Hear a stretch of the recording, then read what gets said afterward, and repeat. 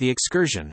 Book 7th, The Churchyard Among the Mountains, continued, by William Wordsworth. While thus from theme to theme the historian passed, the words he uttered, and the scene that lay before our eyes, awakened in my mind vivid remembrance of those long past hours, when, in the hollow of some shadowy vale, what time the splendour of the setting sun lay beautiful on Snowdon's sovereign brow, on Cader Idris, or huge Penmanmaur, a wandering youth, I listened with delight to pastoral melody or warlike air, drawn from the chords of the ancient British harp by some accomplished master, while he sat amid the quiet of the green recess, and there did inexhaustibly dispense an interchange of soft or solemn tunes, tender or blithe, now as the varying mood of his own spirit urged, now as a voice from youth or maiden, or some honored chief of his compatriot villagers, that hung around him, drinking in the impassioned notes of the time-hallowed minstrelsy, required for their heart's ease or pleasure.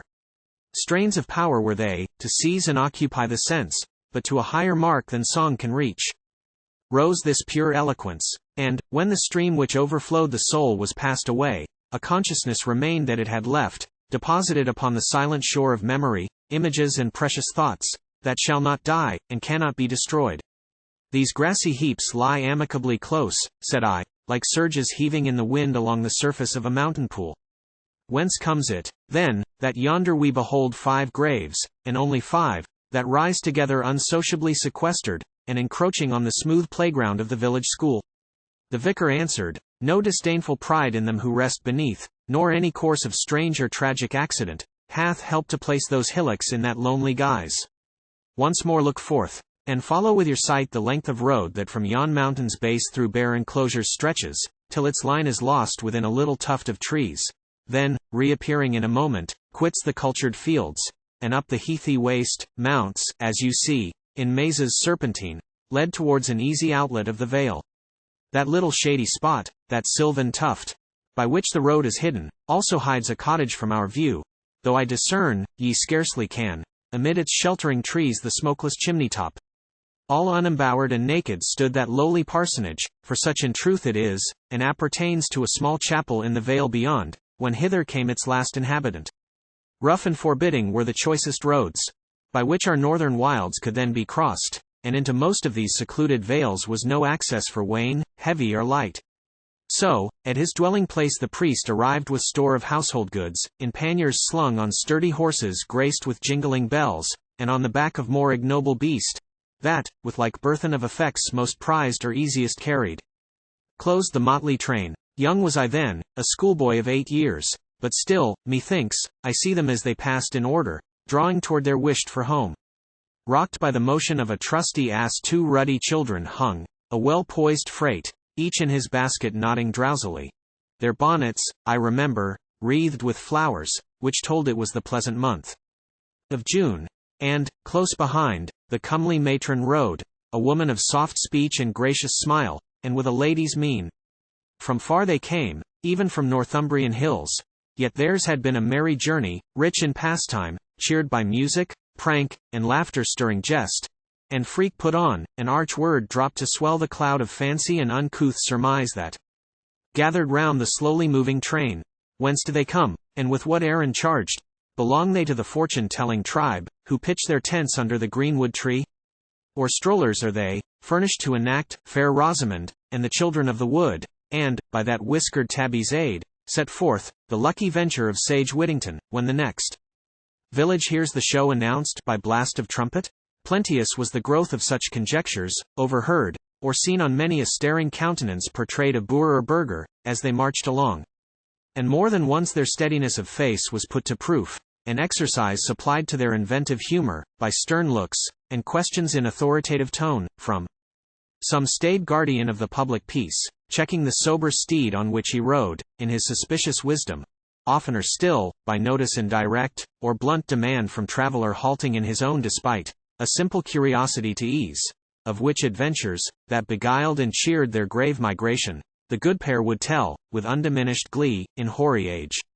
A priest he was by function, but his course from his youth up, and high as manhood's noon, the hour of life to which he then was brought, had been irregular, I might say, wild, by books unsteadied, by his pastoral care too little checked.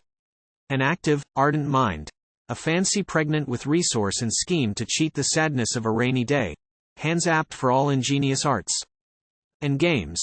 A generous spirit, and a body strong to cope with stoutest champions of the bowl had earned for him sure welcome, and the rights of a prized visitant, in the jolly hall of country, squire, or at the statelier board of duke or earl, from scenes of courtly pomp withdrawn, to while away the summer hours in condescension among rural guests. With these high comrades he had revelled long, frolicked industriously, a simple clerk by hopes of coming patronage beguiled till the heart sickened.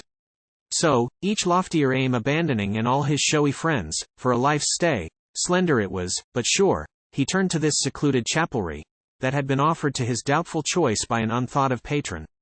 Bleak and bare they found the cottage, their allotted home, naked without, and rude within, a spot with which the cure not long had been endowed, and far remote the chapel stood, remote, and, from his dwelling, unapproachable, save through a gap high in the hills, an opening shadeless and shelterless, by driving showers frequented, and beset with howling winds. Yet cause was none, whate'er regret might hang on his own mind, to quarrel with the choice or the necessity that fixed him here, apart from old temptations, and constrained to punctual labor in his sacred charge. See him a constant preacher to the poor, and visiting, though not with saintly zeal, yet, when need was, with no reluctant will, the sick in body, or distributionist in mind, and, by a salutary change, compelled to rise from timely sleep, and meet the day with no engagement, in his thoughts, more proud or splendid than his garden could afford, his fields, or mountains by the heathcock ranged or the wild brooks, from which he now returned contented to partake the quiet meal of his own board, where sat his gentle mate and 3 fair children, plentifully fed though simply, from their little household farm, nor wanted timely treat of fish or fowl by nature yielded to his practiced hand, to help the small but certain comings in of that spare benefice. Yet not the less theirs was a hospitable board, and theirs a charitable door. So days and years passed on, the inside of that rugged house was trimmed and brightened by the matron's care, and gradually enriched with things of price, which might be lacked for use or ornament. What, though no soft and costly sofa there insidiously stretched out its lazy length, and no vain mirror glittered upon the walls, yet were the windows of the low abode by shutters weather-fended, which at once repelled the storm and deadened its loud roar. There snow-white curtains hung in decent folds, tough moss, and long-enduring mountain plants, that creep along the ground with sinuous trail, were nicely braided, and composed a work like Indian mats, that with appropriate grace lay at the threshold and the inner doors, and a fair carpet, woven of homespun wool but tinctured daintily with florid hues, for seemliness and warmth, on festal days, covered the smooth blue slabs of mountainstone with which the parlor floor, in simplest guise of pastoral homesteads, had been long inlaid. Those pleasing works the housewife's skill produced. Meanwhile the unsedentary master's hand was busier with his task to rid, to plant, to rear for food, for shelter, and delight, a thriving covert. And when wishes, formed in youth, and sanctioned by the riper mind, restored me to my native valley, here to end my days, well pleased was I to see the once bare cottage, on the mountainside, screened from assault of every bitter blast, while the dark shadows of the summer leaves danced in the breeze, checkering its mossy roof. Time, which had thus afforded willing help to beautify with nature's fairest growths this rustic tenement, had gently shed, upon its master's frame, a wintry grace, the comeliness of unenfeebled age. But how could I say, gently? For he still retained a flashing eye, a burning palm, a stirring foot, a head which beat at nights upon its pillow with 1,000 schemes. Few likings had he dropped, few pleasures lost, generous and charitable, prompt to serve, and still his harsher passions kept their hold, anger and indignation. Still he loved the sound of titled names, and talked in glee of long past banquetings with high-born friends. Then, from those lulling fits of vain delight uproused by recollected injury, railed at their false ways disdainfully, and oft in bitterness, and with a threatening eye of fire, incensed beneath its hoary brow. Those transports, with staid looks of pure goodwill, and with soft smile, his consort would reprove. She, far behind him in the race of years, yet keeping her first mildness, was advanced far nearer, in the habit of her soul, to that still region whither all are bound. Him might we liken to the setting sun as seen not seldom on some gusty day, struggling and bold, and shining from the west with an inconstant and unmellowed light. She was a soft attendant cloud, that hung as if with wish to veil the restless orb. from which it did itself imbibe a ray of pleasing luster. But no more of this. I better love to sprinkle on the sod that now divides the pair, or rather say, that still unites them, praises, like heaven's dew, without reserve descending upon both. Our very first in eminence of years this old man stood, the patriarch of the vale. And, to his unmolested mansion, death had never come, through space of 40 years, sparing both old and young in that abode.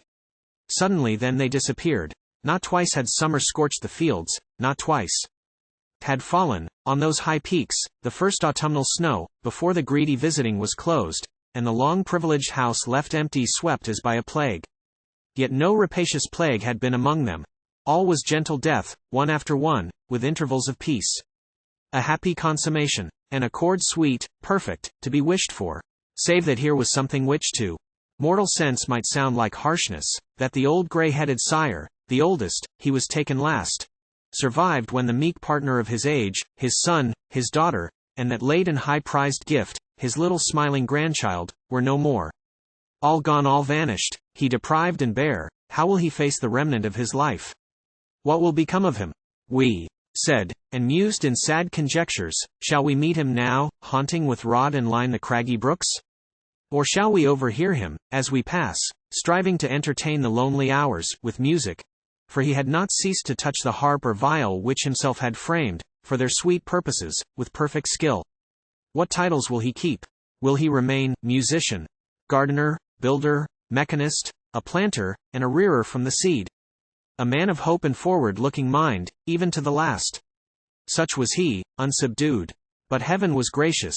Yet a little while, and this survivor, with his cheerful throng of open projects, and his inward hoard of unsunned griefs, too many and too keen, was overcome by unexpected sleep, in one blessed moment. Like a shadow thrown softly and lightly from a passing cloud, death fell upon him, while reclined he lay for noontide solace on the summer grass, the warm lap of his mother earth. And so, their lenient term of separation past, that family, whose graves you there behold, by yet a higher privilege once more were gathered to each other. Calm of mind and silence waited on these closing words, until the wanderer, whether moved by fear lest in those passages of life were some that might have touched the sick heart of his friend too nearly, or intent to reinforce his own firm spirit in degree depressed by tender sorrow for our mortal state, thus silence broke. Behold a thoughtless man from vice and premature decay preserved by useful habits, to a fitter soil transplanted ere too late. The hermit, lodged amid the untrodden desert, tells his beads, with each repeating its allotted prayer, and thus divides and thus relieves the time. Smooth task, with his compared, whose mind could string, not scantily, bright minutes on the thread of keen domestic anguish, and beguile a solitude, unchosen, unprofessed, till gentlest death released him. Far from us be the desire too curiously to ask how much of this is but the blind result of cordial spirits and vital temperament, and what to higher powers is justly due. But you, sir, know that in a neighboring vale a priest abides before whose life such doubts fall to the ground, whose gifts of nature lie retired from notice, lost in attributes of reason, honorably effaced by debts which her poor treasure house is content to owe, and conquest over her dominion gained, to which her frowardness must needs submit. In this one man is shown a temperance proof against all trials, industry severe and constant as the motion of the day, stern self-denial round him spread, with shade that might be deemed forbidding, did not there all generous feelings flourish and rejoice, forbearance, charity in deed and thought, and resolution competent to take out of the bosom of simplicity all that her holy customs recommend, and the best ages of the world prescribe. Preaching, administering, in every work of his sublime vocation, in the walks of worldly intercourse between man, and in his humble dwelling, he appears a laborer, with moral virtue girt, with spiritual graces, like a glory, crowned.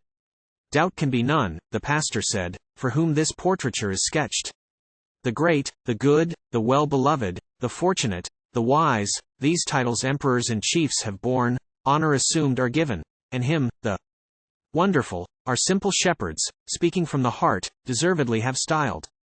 From his abode in a dependent chapelry that lies behind yon hill, a poor and rugged wild, which in his soul he lovingly embraced, and, having once espoused, would never quit. Into its graveyard will ere long be borne that lowly, great, good man. A simple stone may cover him, and by its help Perchance, a century shall hear his name pronounced, with images attendant on the sound. Then shall the slowly gathering twilight close in utter night, and of his course remain no cognizable vestiges, no more than of this breath, which shapes itself in words to speak of him, and instantly dissolves. The pastor, pressed by thoughts which round his theme still lingered, after a brief pause, resumed. Noise is there not enough in doleful war, but that the heaven-born poet must stand forth, and lend the echoes of his sacred shell, to multiply and aggravate the din? Pangs are there not enough in hopeless love and, in requited passion, all too much of turbulence, anxiety, and fear, but that the minstrel of the rural shade must tune his pipe, insidiously to nurse the perturbation in the suffering breast, and propagate its kind, far as he may? Ah, who, and with such rapture as befits the hallowed theme, will rise and celebrate the good man's purposes and deeds, retrace his struggles, his discomfitures deplore, his triumphs hail, and glorify his end, that virtue, like the fumes and vapory clouds, through fancy's heat redounding in the brain, and like the soft infections of the heart, by charm of measured words may spread o'er field, hamlet, and town, and piety survive upon the lips of men in hall or bower, not for reproof, but high and warm delight, and grave encouragement, by song inspired. Vain thought, but wherefore murmur or repine? The memory of the just survives in heaven, and, without sorrow, will the ground receive that venerable clay. Meanwhile the best of what lies here confines us to degrees in excellence less difficult to reach, and milder worth, nor need we travel far from those to whom our last regards were paid, for such example. Almost at the root of that tall pine, the shadow of whose bare and slender stem, while here I sit at eve, oft stretches towards me, like a long straight path traced faintly in the greensward. There, beneath a plain blue stone, a gentle dalesman lies, from whom, in early childhood, was withdrawn the precious gift of hearing. He grew up from year to year in loneliness of soul, and this deep mountain valley was to him soundless, with all its streams. The bird of dawn did never rouse this cottager from sleep with startling summons. Not for his delight the vernal cuckoo shouted. Not for him murmured the laboring bee. When stormy winds were working the broad bosom of the lake into 1,000 sparkling waves, rocking the trees, or driving cloud on cloud along the sharp edge of yon lofty crags, the agitated scene before his eye was silent as a picture. Evermore were all things silent, wheresoe'er he moved. Yet, by the solace of his own pure thoughts upheld, he duteously pursued the round of rural labors, the steep mountain-side ascended, with his staff and faithful dog. The plough he guided, and the scythe he swayed, and the ripe corn before his sickle fell among the jocund reapers. For himself, all watchful and industrious as he was, he wrought not. Neither field nor flock he owned. No wish for wealth had place within his mind, nor husband's love, nor father's hope or care.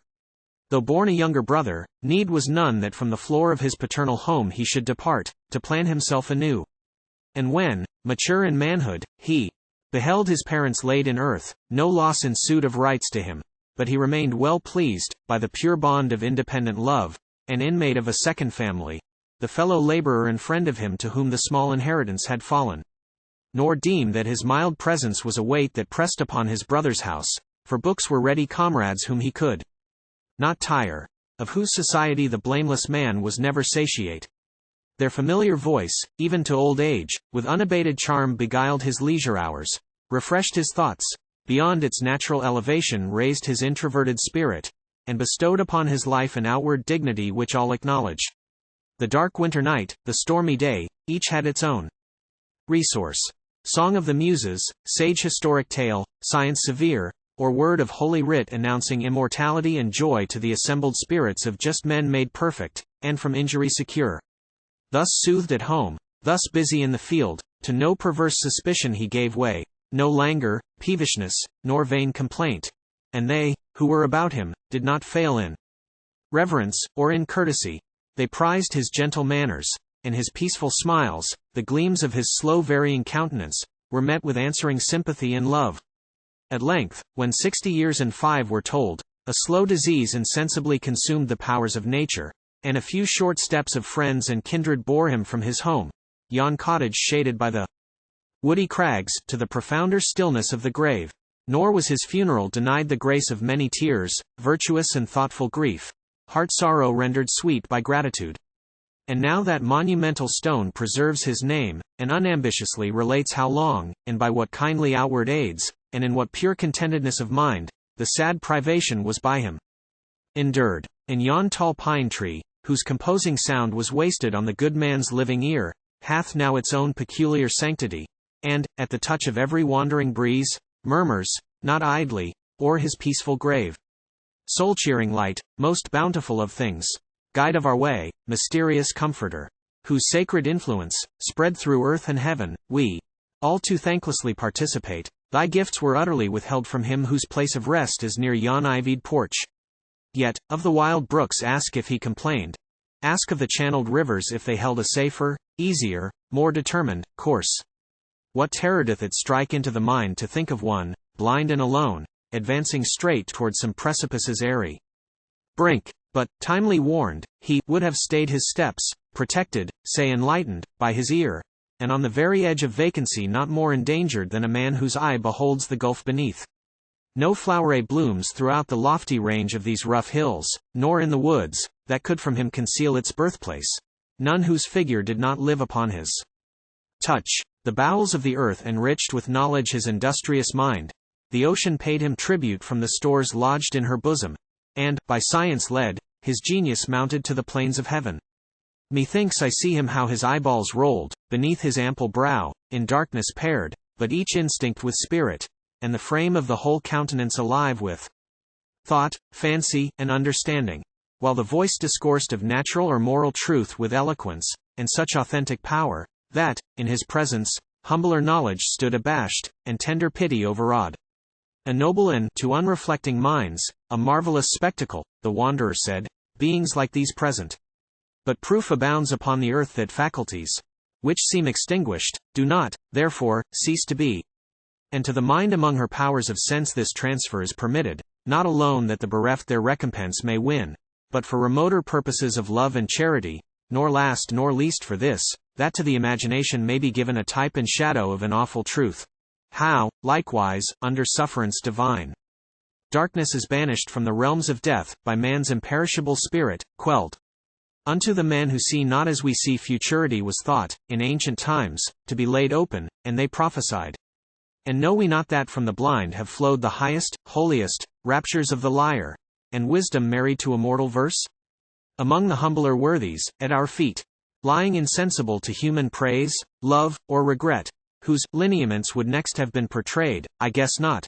But it chanced that, near the quiet churchyard where we sat, a team of horses, with a ponderous freight pressing behind, down a rugged slope, whose sharp descent confounded their array, came at that moment, ringing noisily. Here, said the pastor, do we muse, and mourn the waste of death, and lo, the giant oak stretched on his bier that massy timber wane, nor fail to note the man who guides the team. He was a peasant of the lowest class. Grey locks profusely round his temples hung in clustering curls, like ivy, which the bite of winter cannot thin. The fresh air lodged within his cheek, as light within a cloud, and he returned our greeting with a smile. When he had passed, the solitary spake. A man he seems of cheerful yesterdays and confident tomorrows, with a face not worldly minded, for it bears too much of nature's impress, gaiety and health, freedom and hope, but keen, withal, and shrewd. His gestures note, and hark. His tones of voice are all vivacious as his mien and looks. The pastor answered, you have read him well. Year after year is added to his store with silent increase. Summers, winters past or to come. Yea, boldly might I say, 10 summers and 10 winters of a space that lies beyond life's ordinary bounds, upon his sprightly vigor cannot fix the obligation of an anxious mind, a pride in having, or a fear to lose. Possessed like outskirts of some large domain, by anyone more thought of than by him who holds the land in fee, its careless lord. Yet is the creature rational, endowed with foresight, hears, too, every Sabbath day, the Christian promise with attentive ear, nor will, I trust, the majesty of heaven reject the incense offered up by him, though of the kind which beasts and birds present in grove or pasture, cheerfulness of soul, from trepidation and repining free. How many scrupulous worshippers fall down upon their knees, and daily homage pay less worthy, less religious even, than his. This qualified respect, the old man's due, is paid without reluctance. But in truth, said the good vicar with a fond half-smile, I feel at times a motion of despite towards one, whose bold contrivances and skill, as you have seen, bear such conspicuous part in works of havoc, taking from these vales, one after one, their proudest ornaments. Full oft his doings leave me to deplore tall ash tree, sown by winds, by vapors nursed, in the dry crannies of the pendant rocks, light birch, aloft upon the horizon's edge, a veil of glory for the ascending moon, an oak whose roots by noontide dew were damped, and on whose forehead inaccessible the raven lodged in safety. Many a ship launched into Morecambe Bay to him hath owed her strong knee timbers, and the mast that bears the loftiest of her pendants. He, from park or forest, fetched the enormous axle-tree that whirls, how slow itself, 10,000 spindles, and the vast engine laboring in the mine, content with meaner prowess, must have lacked the trunk and body of its marvelous strength, if his undaunted enterprise had failed among the mountain coves. Yon household fir, a guardian planted to fence off the blast, but towering high the roof above, as if its humble destination were forgot that sycamore, which annually holds within its shade, as in a stately tent on all sides open to the fanning breeze, a grave assemblage, seated while they shear the fleece-encumbered flock the joyful elm, around whose trunk the maidens dance in May, and the Lord's oak would plead their several rights in vain, if he were master of their fate, his sentence to the axe would doom them all. But, green in age and lusty as he is, and promising to keep his hold on earth less, as might seem, in rivalship with men than with the forest's more enduring growth, his own appointed hour will come at last, and, like the haughty spoilers of the world, this keen destroyer, in his turn, must fall. Now from the living pass we once again, from age, the priest continued, turn your thoughts, from age, that often unlamented drops, and mark that daisied hillock, 3 spans long. 7 lusty sons sat daily round the board of Gold Rill side, and, when the hope had ceased of other progeny, a daughter then was given, the crowning bounty of the whole, and so acknowledged with a tremulous joy felt to the center of that heavenly calm with which by nature every mother's soul is stricken in the moment when her throes are ended, and her ears have heard the cry which tells her that a living child is born, and she lies conscious, in a blissful rest, that the dread storm is weathered by them both. The father him at this unlooked-for gift a bolder transport seizes. From the side of his bright hearth, and from his open door, day after day the gladness is diffused to all that come, almost to all that pass, invited, summoned, to partake the cheer spread on the never-empty board, and drink health and good wishes to his new-born girl, from cups replenished by his joyous hand. Those 7 fair brothers variously were moved each by the thoughts best suited to his years. But most of all and with most thankful mind the hoary grandsire felt himself enriched, a happiness that ebbed not, but remained to fill the total measure of his soul. From the low tenement, his own abode, whither, as to a little private cell, he had withdrawn from bustle, care, and noise, to spend the Sabbath of old age in peace, once every day he duteously repaired to rock the cradle of the slumbering babe, for in that female infant's name he heard the silent name of his departed wife, heart-stirring music. Hourly heard that name. Full blessed he was, another Margaret Green, oft did he say, was come to Gold Rill side. Oh, pang unthought of, as the precious boon itself had been unlooked for. Oh, dire stroke of desolating anguish for them all. Just as the child could totter on the floor, and, by some friendly finger's help upstayed, range round the garden walk, while she perchance was catching at some novelty of spring, groundflower, or glossy insect from its cell drawn by the sunshine at that hopeful season the winds of March, smiting insidiously, raised in the tender passage of the throat viewless obstruction, whence, all unforewarned, the household lost their pride and soul's delight. But time hath power to soften all regrets, and prayer and thought can bring to worst distress due resignation. Therefore, though some tears fail not to spring from either parent's eye oft as they hear of sorrow like their own, yet this departed little one, too long the innocent troubler of their quiet, sleeps in what may now be called a peaceful bed. On a bright day so calm and bright, it seemed to us, with our sad spirits, heavenly fair these mountains echoed to an unknown sound. A volley, thrice repeated o'er the course let down into the hollow of that grave, whose shelving sides are red with naked mold. Ye rains of April, duly wet this earth. Spare, burning sun of midsummer, these sods, that they may knit together, and therewith our thoughts unite in kindred quietness. Nor so the valley shall forget her loss. Dear youth, by young and old alike beloved, to me as precious as my own. Green herbs may creep, I wish that they would softly creep, over thy last abode, and we may pass. Reminded less imperiously of thee, the ridge itself may sink into the breast of earth, the great abyss, and be no more. Yet shall not thy remembrance leave our hearts, thy image disappear. The mountain ash no eye can overlook, when, mid a grove of yet unfaded trees she lifts her head decked with autumnal berries, that outshine spring's richest blossoms, and ye may have marked, by a brook side or solitary tarn, how she her station doth adorn. The pool glows at her feet, and all the gloomy rocks are brightened round her. In his native vale such and so glorious did this youth appear, a sight that kindled pleasure in all hearts by his ingenuous beauty, by the gleam of his fair eyes, by his capacious brow, by all the graces with which nature's hand had lavishly arrayed him, as old bards tell in their idle songs of wandering gods, Pan or Apollo, veiled in human form. Yet, like the sweet-breathed violet of the shade discovered in their own despite to sense of mortals, if such fables without blame may find chance mention on this sacred ground, so, through a simple rustic garb's disguise, and through the impediment of rural cares, in him revealed a scholar's genius shone, and so, not wholly hidden from men's sight, in him the spirit of a hero walked our unpretending valley. How the quoit whizzed from the stripling's arm! If touched by him, the inglorious football mounted to the pitch of the lark's flight, or shaped a rainbow curve, aloft, in prospect of the shouting field. The indefatigable fox had learned to dread his perseverance in the chase. With admiration would he lift his eyes to the wide ruling eagle, and his hand was loath to assault the majesty he loved, else had the strongest fastnesses proved weak to guard the royal brood. The sailing glede, the wheeling swallow, and the darting snipe, the sportive seagull dancing with the waves, and cautious waterfowl, from distant climes, fixed at their seat, the center of the mere, were subject to young Oswald's steady aim, and lived by his forbearance. From the coast of France a boastful tyrant hurled his threats. Our country marked the preparation vast of hostile forces, and she called with voice that filled her plains, that reached her utmost shores, and in remotest vales was heard to arms.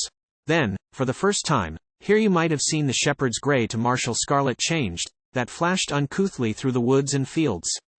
10 hardy striplings, all in bright attire, and graced with shining weapons, weakly marched, from this lone valley, to a central spot where, in assemblage with the flower and choice of the surrounding district, they might learn the rudiments of war. 10 hardy, strong, and valiant. But young Oswald, like a chief and yet a modest comrade, led them forth from their shy solitude, to face the world, with a gay confidence and seemly pride, measuring the soil beneath their happy feet like youths released from labor, and yet bound to most laborious service, though to them a festival of unencumbered ease, the inner spirit keeping holiday, like vernal ground to Sabbath sunshine left. Oft have I marked him, at some leisure hour, stretched on the grass, or seated in the shade, among his fellows, while an ample map before their eyes lay carefully outspread, from which the gallant teacher would discourse, now pointing this way, and now that. Here flows, thus would he say, the Rhine, that famous stream. Eastward, the Danube toward this inland sea, a mightier river, winds from realm to realm, and, like a serpent, shows his glittering back, bespotted with innumerable isles. Here reigns the Russian, there the Turk. Observe, his capital city.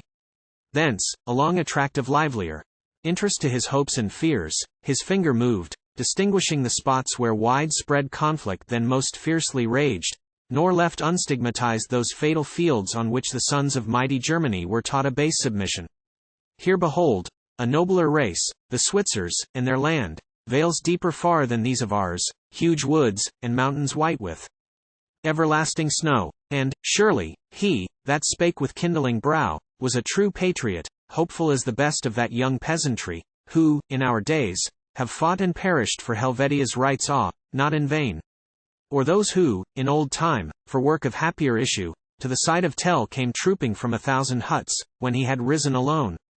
No braver youth, descended from Judean heights, to march with righteous Joshua, nor appeared in arms when Grove was felled, an altar was cast down, and Gideon blew the trumpet, soul inflamed, and strong in hatred of idolatry. The pastor, even as if by these last words raised from his seat within the chosen shade, moved toward the grave. Instinctively his steps we followed, and my voice with joy exclaimed, "Power to the oppressors of the world is given, a might of which they dream not. Oh, the curse, to be the awakener of divinest thoughts, father and founder of exalted deeds, and, to whole nations bound in servile straits, the liberal donor of capacities more than heroic.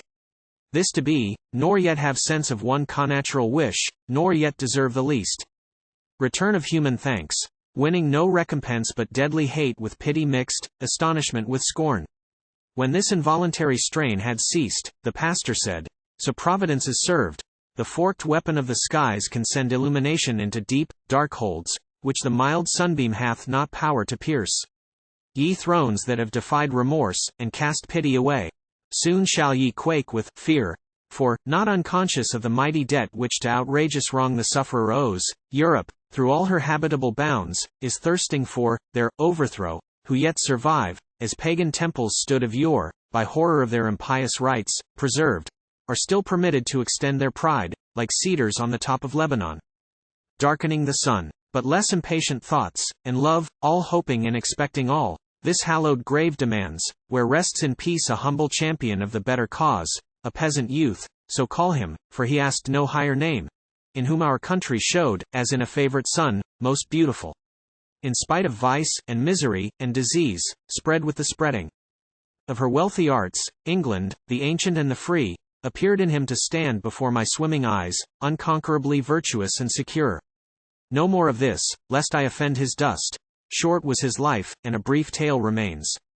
One day, a summer's day of annual pomp and solemn chase, from morn to sultry noon his steps had followed, fleetest of the fleet, the red deer.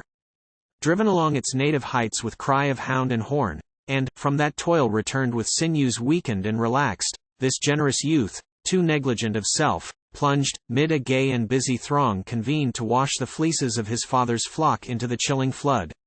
Convulsions dire seized him, that self-same night, and through the space of 12 ensuing days. His frame was wrenched, till nature rested from her work and death. To him, thus snatched away, his comrades paid a soldier's honors. At his funeral hour bright was the sun, the sky a cloudless blue, a golden luster slept upon the hills, and if by chance a stranger, wandering there, from some commanding eminence had looked down on this spot, well pleased would he have seen a glittering spectacle. But every face was pallid, seldom hath that eye been moist with tears, that wept not then. Nor were the few, who from their dwellings came not forth to join in this sad service, less disturbed than we. They started at the tributary peal of instantaneous thunder, which announced, through the still air, the closing of the grave, and distant mountains echoed with a sound of lamentation, never heard before. The pastor ceased, my venerable friend victoriously upraised his clear bright eye, and, when that eulogy was ended, stood enrapt, as if his inward sense perceived the prolongation of some still response, sent by the ancient soul of this wide land, the spirit of its mountains and its seas, its cities, temples, fields, its awful power, its rights and virtues by that deity descending, and supporting his pure heart with patriotic confidence and joy. And, at the last of those memorial words, the pining solitary turned aside, whether through manly instinct to conceal tender emotions spreading from the heart to his worn cheek, or with uneasy shame for those cold humors of habitual spleen that, fondly seeking in dispraise of man's solace and self-excuse, had sometimes urged to self-abuse a not ineloquent tongue. Right toward the sacred edifice his steps had been directed, and we saw him now intent upon a monumental stone, whose uncouth form was grafted on the wall, or rather seemed to have grown into the side of the rude pile, as oft times trunks of trees, where nature works in wild and craggy spots, are seen incorporate with the living rock to endure for aye. The vicar, taking note of his employment, with a courteous smile exclaimed, "The sagest antiquarian's eye that task would foil." Then, letting fall his voice while he advanced, thus spake. Tradition tells that, in Eliza's golden days, a knight came on a war horse sumptuously attired, and fixed his home in this sequestered vale. 'Tis left untold if here he first drew breath, or as a stranger reached this deep recess, unknowing and unknown. A pleasing thought I sometimes entertain, that haply bound to Scotland's court in service of his queen, or sent on mission to some northern chief of England's realm, this vale he might have seen with transient observation, and thence caught an image fair, which, brightening in his soul when joy of war and pride of chivalry languished beneath accumulated years, had power to draw him from the world, resolved to make that paradise his chosen home to which his peaceful fancy oft had turned. Vague thoughts are these, but, if belief may rest upon Unwritten story fondly traced from sire to son, in this obscure retreat the knight arrived, with spear and shield, and borne upon a charger gorgeously bedecked with broidered housings. And the lofty steed his sole companion, and his faithful friend, whom he, in gratitude, let loose to range in fertile pastures, was beheld with eyes of admiration and delightful awe, by those untravelled dalesmen. With less pride, yet free from touch of envious discontent, they saw a mansion at his bidding rise, like a bright star, amid the lowly band of their rude homesteads. Here the warrior dwelt, and, in that mansion children of his own, or kindred, gathered round him. As a tree that falls and disappears, the house is gone, and, through improvidence, or want of love for ancient worth and honorable things, the spear and shield are vanished, which the knight hung in his rustic hall. One ivied arch myself have seen, a gateway, last remains of that foundation in domestic care raised by his hands. And now no trace is left of the mild-hearted champion, save this stone, faithless memorial, and his family name borne by yon clustering cottages, that sprang from out the ruins of his stately lodge. These, and the name and title at full length, Sir Alfred Irthing, with appropriate words accompanied, still extant, in a wreath or posy, girding round the several fronts of 3 clear-sounding and harmonious bells, that in the steeple hang, his pious gift. So fails, so languishes, grows dim, and dies, the grey-haired wanderer pensively exclaimed, all that this world is proud of. From their spheres the stars of human glory are cast down. Perish the roses and the flowers of kings, princes, and emperors, and the crowns and palms of all the mighty, withered and consumed. Nor is power given to lowliest innocence long to protect her own. The man himself departs, and soon is spent the line of those who, in the bodily image, in the mind, in heart or soul, in station or pursuit, did most resemble him.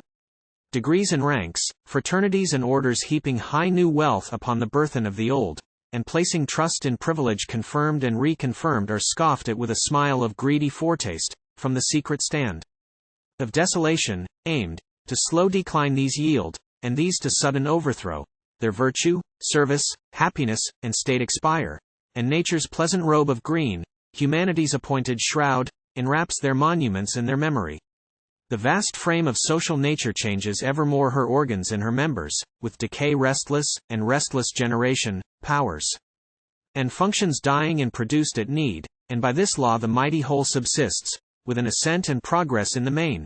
Yet, oh, how disproportioned to the hopes and expectations of self-flattering minds! The courteous knight, whose bones are here interred, lived in an age conspicuous as our own for strife and ferment in the minds of men, whence alteration in the forms of things, various and vast. A memorable age, which did to him assign a pensive lot to linger, mid the last of those bright clouds that, on the steady breeze of honor, sailed in long procession calm and beautiful. He who had seen his own bright order fade, and its devotion gradually decline, while war, relinquishing the lance and shield, her temper changed, and bowed to other laws, had also witnessed, in his morn of life, that violent commotion, which o'erthrew, in town and city and sequestered glen, altar, and cross, and church of solemn roof, and old religious house pile after pile, and shook their tenants out into the fields, like wild beasts without home. Their hour was come, but why no softening thought of gratitude, number? Just remembrance, scruple, or wise doubt? Benevolence is mild, nor borrows help, save at worst need, from bold impetuous force, fitliest allied to anger and revenge. But humankind rejoices in the might of mutability, and airy hopes, dancing around her, hinder and disturb those meditations of the soul that feed the retrospective virtues. Festive songs break from the maddened nations at the sight of sudden overthrow, and cold neglect is the sure consequence of slow decay. Even, said the wanderer, as that courteous knight, bound by his vow to labor for redress of all who suffer wrong, and to enact by sword and lance the law of gentleness, if I may venture of myself to speak, trusting that not incongruously I blend low things with lofty, I too shall be doomed to outlive the kindly use and fair esteem of the poor calling which my youth embraced with no unworthy prospect. But enough. Thoughts crowd upon me, and 'twere seemlier now to stop, and yield our gracious teacher thanks for the pathetic records which his voice hath here delivered. Words of heartfelt truth, tending to patience when affliction strikes, to hope and love, to confident repose in God, and reverence for the dust of man.